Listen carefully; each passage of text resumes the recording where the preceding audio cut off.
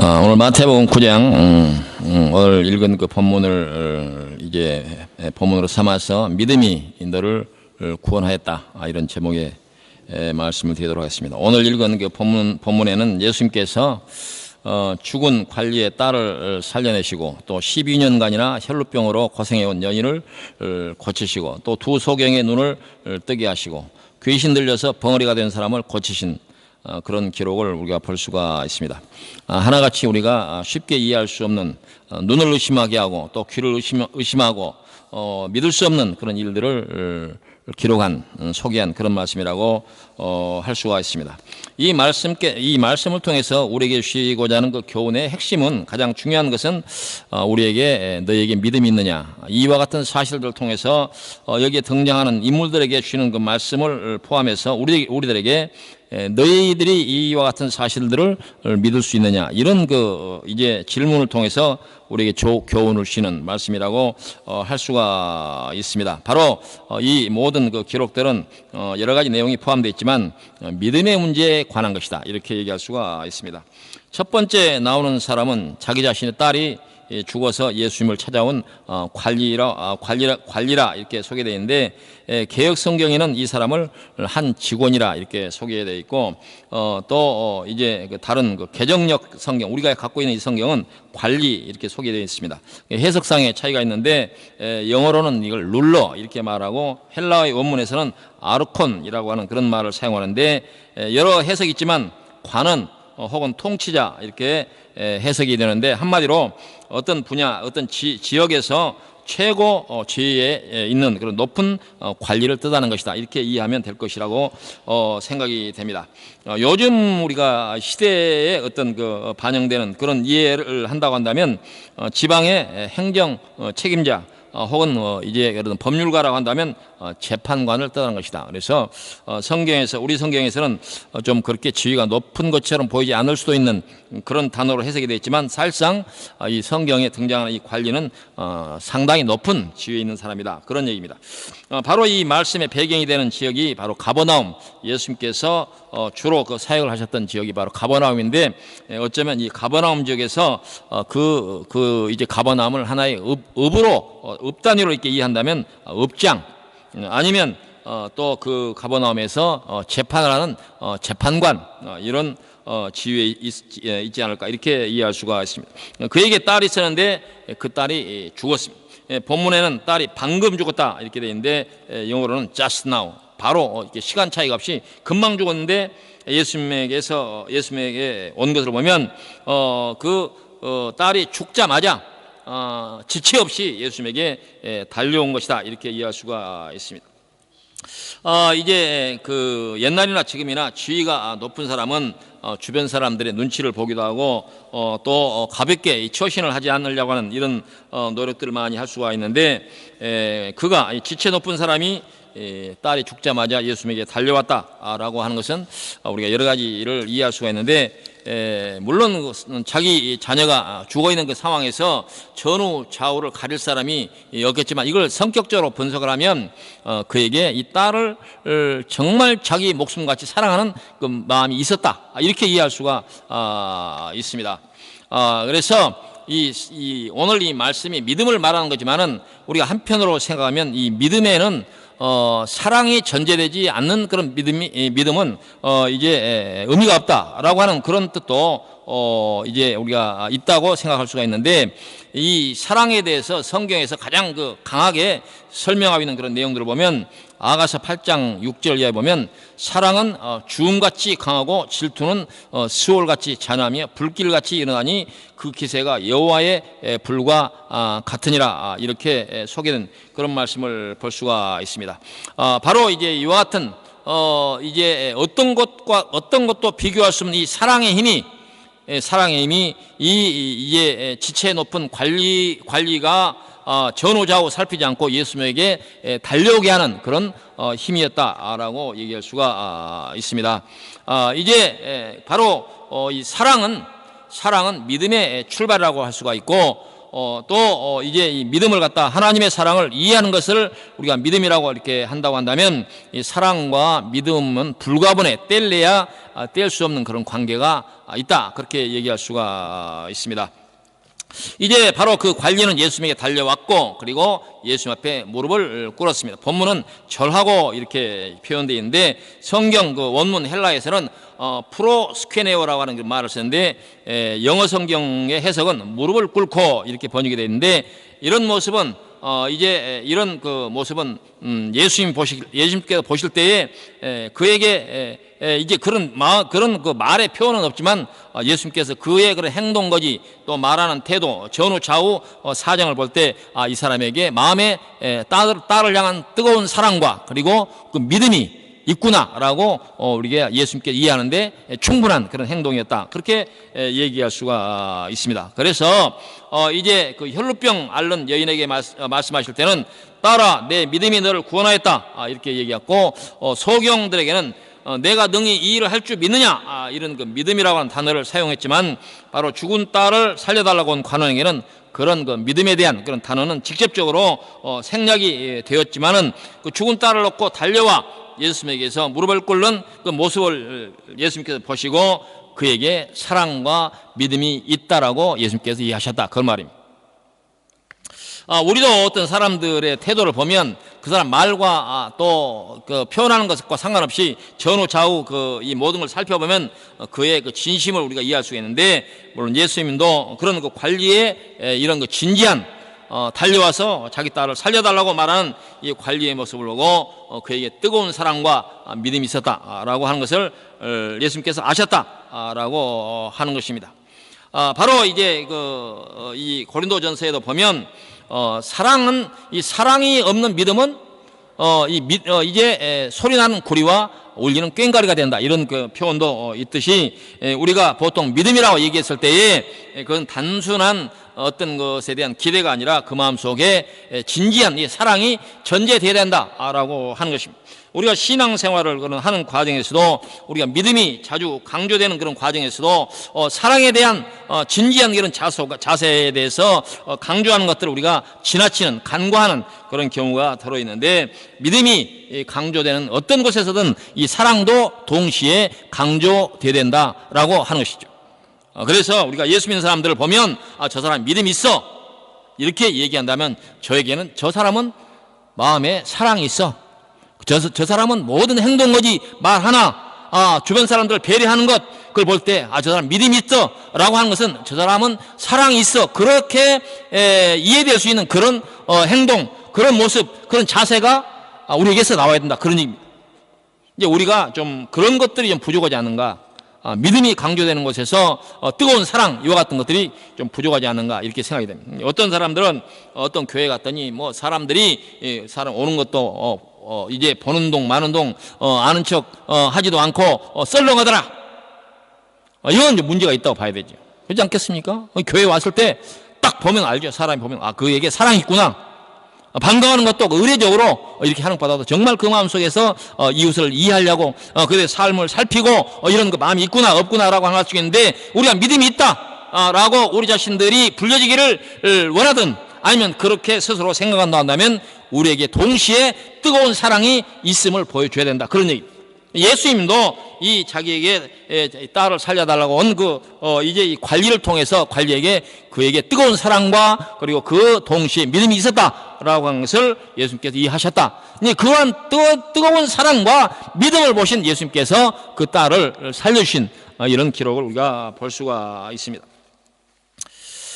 이제 우리가 오늘 등장하는 여러 그 속에는 죽음 그리고 또 병중에서 고침을 받는 일 또 불구음이 정상이 사람이 되는 일 그리고 귀신 들린 사람에서 또 노임을 받는 일 이와 같은 모든 것들은 우리가 이제 크고 작든지 물론 그 젊고 어린 사람들이 해당이 안 되지만 우리처럼 나이가 많은 사람들은 어느 것 하나라도 해당되지 않는 것이 어느 것 하나는 해당이 되는 그런 것을 우리가 알 수가 있는데 바로 이 믿음의 문제를 우리가 제기할 때에 바로 우리에게 있는 이 모든 문제들은 바로 이제 이 성경에 등장하는 이 대상자들의 문제가 아니라 바로 오늘 우리들의 문제다 그렇게 얘기할 수가 있습니다.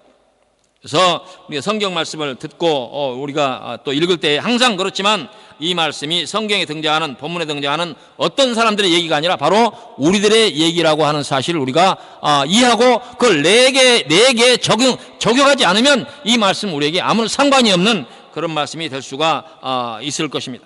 우리가 경험칙상 신앙생활하는 과정에서 믿음이 있다, 믿음이 없다, 그런 얘기를 우리가 종종 우리가 나눌 수가 있는데, 우리가 이 믿음이 있다 없다라고 하는 것을 얘기할 때 눈에 보이는 어떤 그 증거를 통해서 그 사람이 믿음이 있다 없다 그렇게 얘기할 수가 있는데, 우리가 자칫하면 이 바리새인들처럼 이제 눈에 사람들에게 보여주기 위한 그런 그 형식적인 믿음을 우리가 볼 수가 있는데, 오늘 이 말씀 속에서도 그와 같은 것들 우리가 매우 주의해야 된다라고 하는 말씀을 우리가 지나쳐서는 안 된다라고 얘기를 드리고 싶습니다.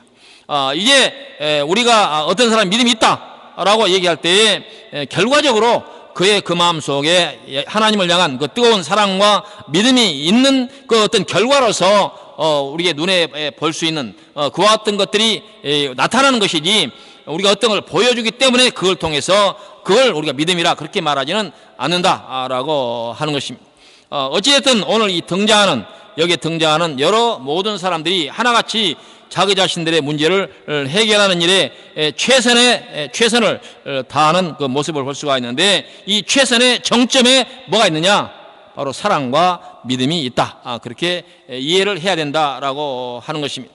바로 이제 이 말씀들은 그들이 병 낫기를 위해서 얼마나 최선을 다했는가, 그걸 보여주기 위해서라기보다는 예수님을 믿는 믿음이 얼마나 진지하고 간절했는가를 보여주는 것이다, 그렇게 얘기를 할 수가 있습니다. 이렇게 말하는 것은 이 성경의 뜻도 그렇지만 우리의 노력이 우리 문제를 해결하는 일에 가장 중요한 이유다라고 그렇게 우리가 이해한다면 이건 문제가 있다, 그런 얘기입니다.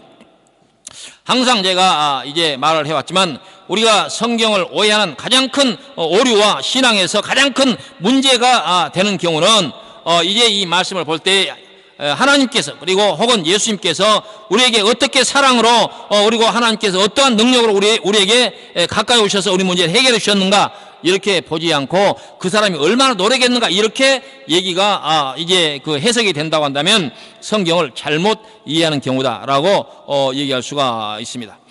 이제 어떤 경우는 성경을 보면 정말 이 사람이 예수님의 그런 그 어떤 또 사랑, 또 예수님께서 어떤 그 결과에 대한 얘기를 듣기 전에 정말 참 훌륭하구나 이렇게 보이는 그런 부분이 있지만, 그러나 이런 부분들이 또 하나님께서 그리고 예수님께서 하시는 일보다 더욱 강조돼서는 안 된다, 그런 얘기. 이것이 굉장히 우리 신앙의 중요한 또 이제 문제로 발전할 수 있기 때문에 이걸 강조하게 되는 것입니다. 특히 이제 우리가 어렸을 때도 주일학교 다닐 때나 이제 그런 경우를 종종 보게 되는데, 성경에 등장하는 여러 훌륭한 인물들, 예를 들어서 뭐 아브라함이나 또 이제 야곱이나 또 다윗이나 이런 이제 이런 훌륭한 인물들을 볼 때 자칫하면 하나님께서 하시는 일보다도 그들의 훌륭함이 더욱 된다고 한다면 이건 성경을 잘못 이해하는 것이 된다, 그런 얘기입니다. 그래서 이제 가르치는 사람들은 그렇지 않도록 주의를 기울일 필요가 있다라고 하는 것입니다. 성경 말씀은 이제 우리에게 믿을 수 없는 일을 소개하고 우리에게 너희가 이것을 믿을 수 있느냐 하는 그런 질문을 하기 위해서 주신 말씀, 등장한 인물들이 얼마나 노력을 했고 또 얼마나 위대한 것을 설명하고자 하는 것이 아니라, 등장한 인물들이 믿을 수 없는 일들을 놓고 그리고 형편없는 그들의 그 어떤 이제 그런 사람의 지위에 있음에도 불구하고 그들이 어떻게 예수님을 믿었고 어떻게 하나님을 신뢰했는가라고 하는 것을 보여주는 것이다 라고 우리가 이해해야 한다는 말입니다. 따라서 오늘 본문을 읽고 들으면서 우리 스스로에게 이 내용을 우리가 어떻게 믿을 수 있느냐, 그렇게 스스로에게 질문을 해볼 필요가 있다라고 하는 것입니다. 우리는 이 기사를 보고 믿음에 이르는 길을 우리가 또 갈 수 있고, 또 같은 기사를 보고 믿음을 버리는 길로 갈 수 있다라고 우리가 할 수가 있는데, 바로 이 성경에서는 이제 이와 같은 경우를 이 반석 돌에 비유하는 경우인데, 어떤 동일한 사실을 놓고 동일한 어떤 사실이 어떤 사람에게는 이것이 믿음의 근거가 되는 경우가 있고, 어떤 경우는 그 동일한 그 기사와 기록들이 믿음을 버리는 그런 이유도 될 수 있다라고 하는 것입니다. 바로 이제 어떤 돌은 사람에게서 이제 어떤 돌이 길에 있으면 그 사람의 발이 걸려서 넘어지게 하는 그런 역할도 할 수 있고, 어떤 돌은 인생의 집을 완성시키는 주춧돌이 될 수가 있다라고 하는 것입니다. 그래서 바로 오늘 성경에서 등장하는 여러 가지 우리가 이해할 수 없는 이와 같은 기록들은 우리에게 믿음으로 가는 주춧돌이 될 수도 있고, 또 이와 같은 잘못 이해하게 되면 걸려서 넘어지는 그런 걸림돌도 될 수 있다라고 하는 것을 우리가 알아야 됩니다. 어떤 사람은 이와 같은 사실을 통해서 믿음으로 말미암아 하나님의 약속에 이르고, 어떤 사람은 같은 기사를 보고 믿을 것이 못 되는구나, 이렇게 해서 이제 잘못된 길로 가는 길이 있다라고 하는 것입니다. 그래서 이와 같은 우리가 믿을 수 없는 이 사실을 놓고 우리 스스로에게 하나님, 내가 이 일에 대해서 믿을 수 있는지 없는지 우리가 하나님에게도 물어야 되고 우리 스스로에게 항상 물어야 한다라고 하는 것입니다. 이와 같은 질문을 우리가 스스로에게 한 번쯤은 해보기를 바랍니다. 이제 이 성경을 읽는 가고오는 모든 세대에 이 성경을 보는 우리 내 자신의 입장, 내 자신의 그런 태도를 보면서 하나님, 내가 이것을 정말 가감없이 믿을 수 있습니까? 그렇게 질문을 해보기를 바랍니다. 객관적으로 누가 다른 사람의 저 사람이 믿음이 있다 없다 그렇게 얘기할 수 있지만은, 그러나 가장 중요한 것은 스스로에게 질문을 해볼 때 이것이 믿음의 근거가 되는 것인지 아니면 불신의 근거가 되는 것인지 진지한 그런 고민을 해볼 필요가 있다라고 하는 것입니다. 오래전에 우리 한국센터에 이제 손님 3사람이 왔는데, 그 정부 산하 연구소에서 일하는 사람이었습니다. 근데 3사람이 공교롭게 그 각각 신앙이 다르다고 그래요. 한 사람은 기독교인이고, 한 사람은 천주교인이고, 한 사람은 불교인이라고 했어요. 다들 이제 공부를 많이 해서 박사 칭호를 가진 사람들인데, 각각 한 사람씩 제가 붙들고 물어봤습니다. 천주교인이라고 하는 사람한테 제가 그렇게 물어봤습니다. 자기가 천주교인이다 그래서 어느 성당에 나가십니까? 이렇게 물었더니 이 친구가 그 어느 성당에 나가는 것은 아니고요, 그러더라고요. 그러면 무엇이 당신을 천주교인이라고 설명하는 그 이유가 뭡니까? 그랬더니 제가 뭐 천주교 교회에 나가는 거 아닌데 집안이 천주교 집안이다. 그래서 제가 한 얘기가, 그러면 당신이 그렇게 얘기했지만 천주교인이 아닐 가능성도 있겠네. 그래서 그렇게 얘기했더니 뭐 그렇지요, 뭐 그렇게 얘기를 했습니다. 불교라고 한 사람한테도 제가 물어봤어요. 불교, 자기가 자신 있게 자기는 불교라 자기 종교가 불교다 그렇게 얘기를 하길래, 그래서 제가 정중하게 아주 진지한 얼굴로 어느 절에 나가십니까? 그랬더니 이 친구도 하는 얘기가 절에 나가는 건 아니고요. 그렇게. 그래서 어떻게 그러면 당신 스스로를 불교인이라고 그렇게 얘기할 수 있습니까? 그랬더니 집안이 불교지만. 집안이 불교인. 그렇게 대답하는 사람이 아주 많아요. 기독교인들 가운데서 그렇게 얘기할 수가 있는 사람들도 많이 있으라고 생각해요. 왜냐하면 우리가 신앙이다, 그러니까 믿는 사람이다라고 할 때 진지한 답을 우리가 준비 없이 나는 기독교인이다, 나는 불교인이다, 나는 천주교인이다 그렇게 얘기하는 경우가 있다 그 말입니다. 우리가 믿는 사람이라고 하면 좀 진전된 그런 답을 준비하고 있어야 된다 그런 말 아니겠습니까? 우리 집안이 기독교인 집안이다 그렇게 얘기하는 사람 많지 않아요?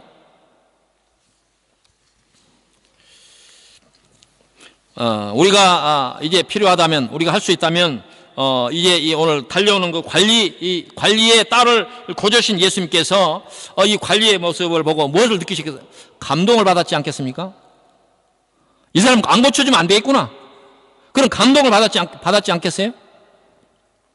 물론 다른 이제 믿음이 있느냐라고 질문했을 때에 이제 그 12해 혈루병을 앓는 사람이나 또 눈을 뜨게 된 이 소경이거나 또 귀신 이제 들린 이 사람들이거나 그들에게 이제 예수님의 마음에 감동을 받을 만한 그런 요소가 있다라고 볼 때, 우리는 예수님에 나와서 예수님께서 내게 믿음이 있느냐 라고 할 때 감동 어린 그런 답을 우리가 스스로 준비하고 있느냐, 그렇게 스스로에게 물어보라는 말입니다. 무엇이 내가 믿는 사람이다 라고 예수님 앞에 얘기할 수 있느냐, 그렇게 물어보라는 말입니다. 오늘 이 성경 본문이 여러 가지 내용이 있지만 그걸 우리에게 질문하기 위해서 주신 말씀이다. 그렇게 이해하지 않으면 이 말씀이 우리에게 아무런 뜻이 없다 그 말입니다.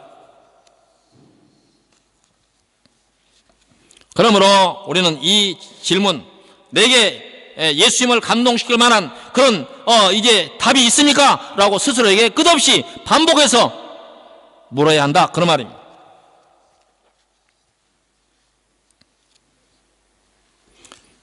이러한 오늘 이 등장하는 여러 사람들의 그런 태도, 그들에게 믿음을 보신 또 예수님께서 22절에 보니까 안심하라, 안심하라, 내 믿음이 너를 구원하였다, 이렇게 말씀하십니다.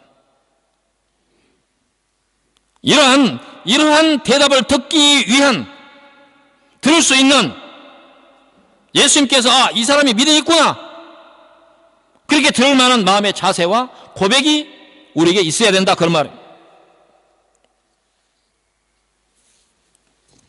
우리는 하나님 앞에 나오면서, 예수님 앞에 나오면서 안심하고 나오고 있는가? 안심하고 나올 만한 우리 스스로에게서 대답을 우리가 갖고 있는가? 믿음의 문제는 하나님이 하시는 일에 대한 이해를 필요로 하는 것입니다. 예수님께서 오늘 이제 여러 각종 이제 질병, 또 죽은 자를 살려주시고 또 귀신을 쫓아내신 이런 일들을 통해서 우리에게 알게 하시는 것은 무엇이겠습니까? 이런 일을 통해서 예수님은 이런 일을 하시는 분이구나, 예수님은 또 이런 일을 할 수 있는 분이구나, 그걸 알게 하시기 위해서 우리에게 그런 그 기록을 통해서 알려주시는 것 아니겠습니까? 그러므로 우리가 이 성경을 듣거나 볼 때 우리가 진지한 생각을 가지고, 우리가 믿을 수 없고 이해할 수 없지만 예수님이 하시는 일이기 때문에, 또 하나님이 하시는 일이기 때문에 우리가 믿을 수 있도록 하는 그런 고백에 이르러야 된다라고 하는 것입니다. 우리가 신앙을 이해할 때에 아주 잘못된 그런 경우가 무슨 얘기냐, 우리의 노력과 우리의 행함이 어떤 결과를 가져오는 것이라고 믿는 그런 경우라고 할 수가 있습니다. 이것이 오늘 우리 개인에게 있어서 신앙의 문제점을 가져오는 경우도 되고, 오늘날 우리 한국계 여러 문제를 일으키는 그런 문제도 되는 것이기 때문에 이와 같은 경우는 매우 중요하다고 할 수가 있습니다. 빌립보서 3장 9절에 보니까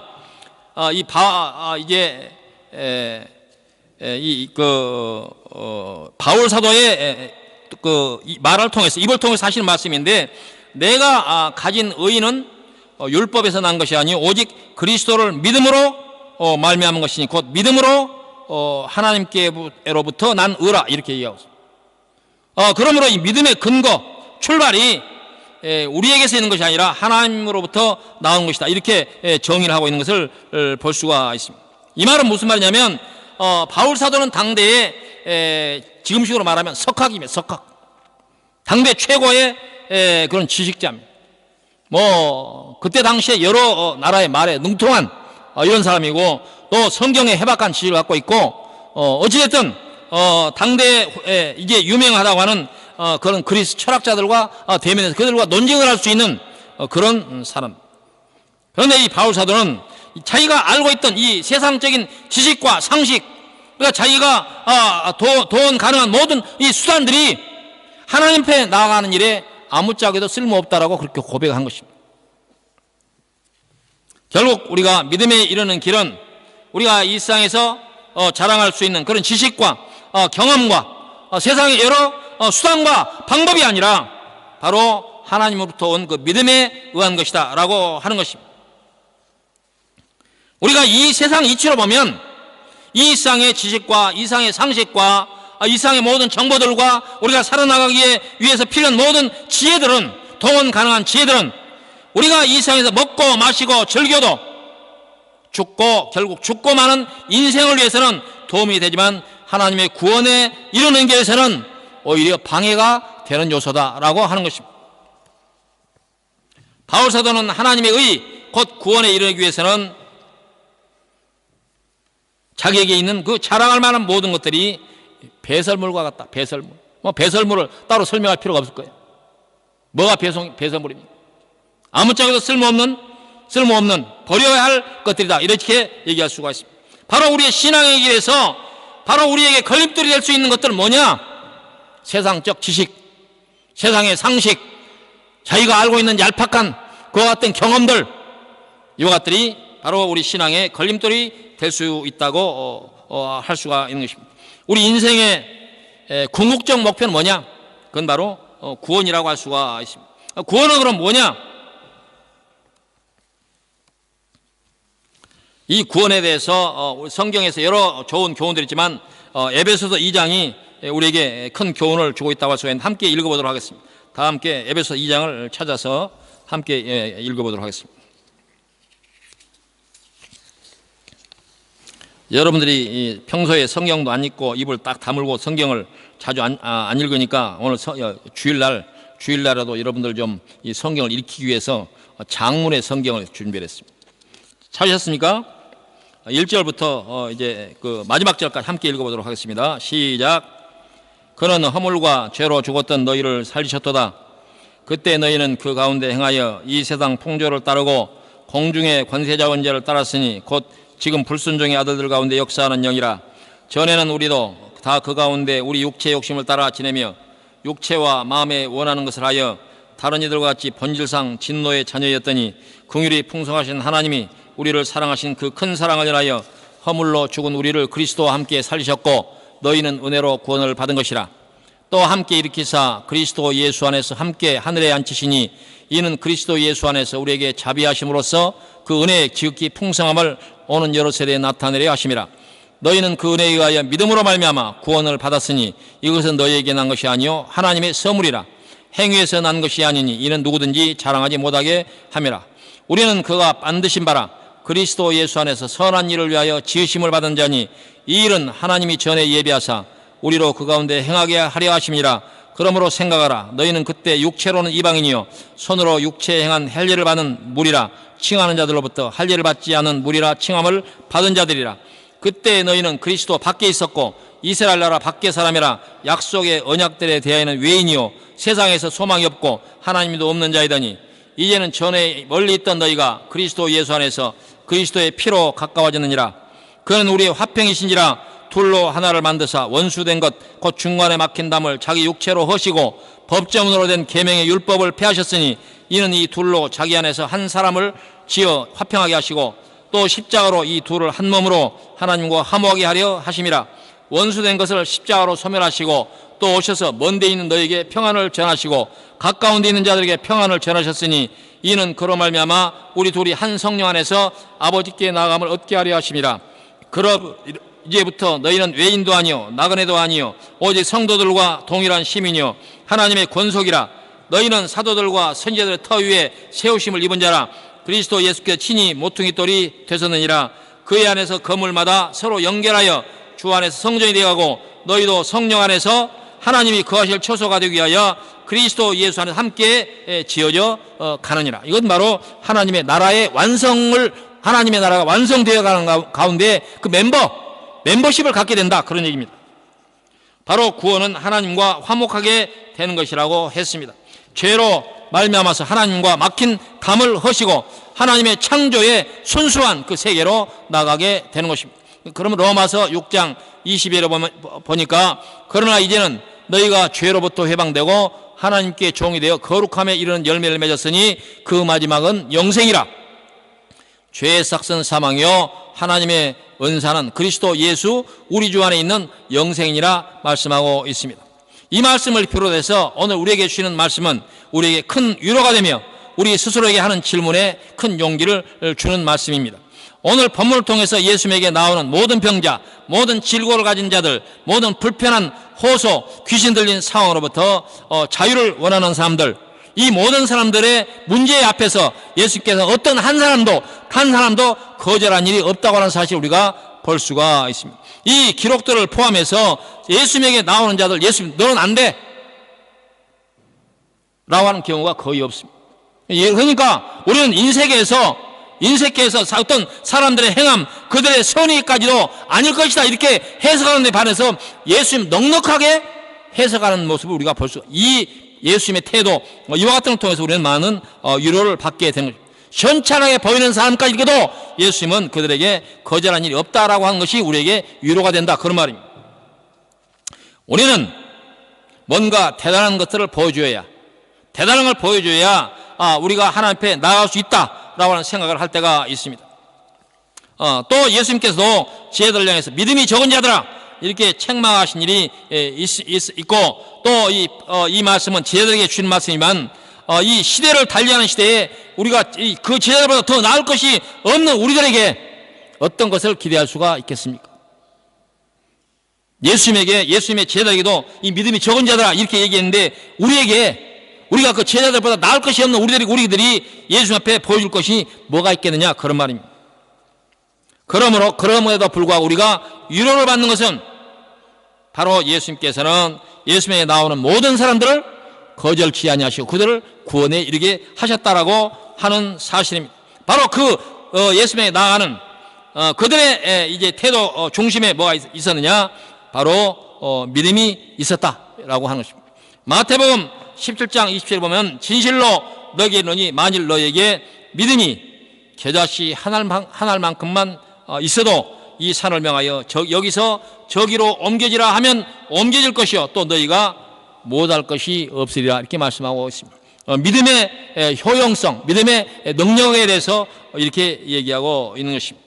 그러므로 세상 사람들이 비웃는 이 믿음은 우리를 하나님 앞으로 나가는 큰 통로가 되는 것이다. 바로 예수님 앞에 나가서 우리의 부족함을 고백하고 바로 예수님의 도우심을 이제 받고자 하는 이 마음의 고백과 태도가 바로 우리가 여러 가지 연약함에도 불구하고 우리가 예수 앞에서 모든 해답을 얻을 수 있는 그런 능력이 된다, 그런 말입니다.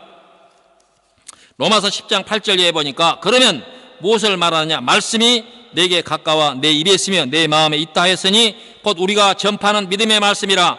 내가 만일 내 입으로 예수를 주로 시인하며 또 하나님께서 그를 죽은 자 가운데서 살리신 것을 내 마음에 믿으면 구원을 받으리라.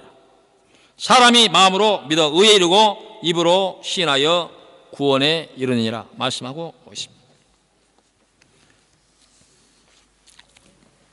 마태복음 7장 7절에 보면 구하라 그리하면 너에게 줄 것이요 찾으라 그리하면 찾아낼 것이요 문을 들이라 그리하면 너에게 열릴 것이니 구하는 이마다 받을 것이요 찾는 이가 찾아낼 것이요 두드리는 이에게 열릴 것이니라 말씀하고 있습니다. 베드로후서 1장 10절에 보면 그러므로 형제들아 더욱 힘써 너희 부르심과 택하심을 굳게 하라.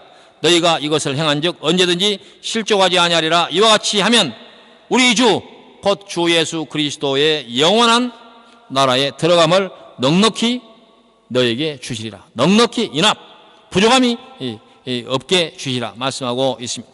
바로 이 넉넉한 예수 앞에 나가게 되면 이 넉넉한 구원이 여러분과 여러분의 가정에 있을 줄로 믿습니다. 이 말씀 앞에 여러분이 진지한 자세로 아멘 할 수 있기를 간절히 바랍니다. 기도하십시다. 고맙고 감사하신 여호와 아버지 하나님, 예수님에게 나오는 딸이 죽어서 곧장 예수님 앞에 달려나온 그 이제 관리나 또 12의 혈루병으로 앓던 그 여인이 예수 앞에 나와서 구원을 받는 일이나 그리고 또 두 소경이 예수 앞에 나와서 눈을 뜨게 된 그 일들, 그리고 이제 귀신에 들려서 여러 가지 어려움에 겪는 그 사람을 노유받게 하시는 이와 같은 기록을 통해서 예수님께서는 이 세상에 어떠한 어려움과 또 부족함과 사람들의 마음속에 하나님을 향해서 비는 모든 소원을 이루시는 하나님이라고 하는 사실을 통해서 우리에게 믿음을 주시니 고맙습니다. 우리는 부족하고 연약하며 우리의 능력과 우리의 공로가 없지만 예수 앞에 나와 예수님께서 이루신 그 구원의 서정, 십자가의 도로 말미암아 우리를 구원에 이르시게 하시다는 이 약속을 믿고 나오는 그 모든 성도들, 이 자리에 나와서 이 말씀으로 하나님 앞에 아멘으로 고백하는 모든 성도들의 그 삶 가운데서 하나님의 능력이 임하게 하여시고 주의 약속이 우리 마음속에 새로워지며 항상 이 말씀을 믿고 또 우리가 용기를 가지고 이 세상을 이기며 살아나갈 수 있도록 인도하여 주시고 또한 축복하여 주시옵소서. 감사를 돌려엎고 예수님의 이름으로 기도하옵나이다. 아멘.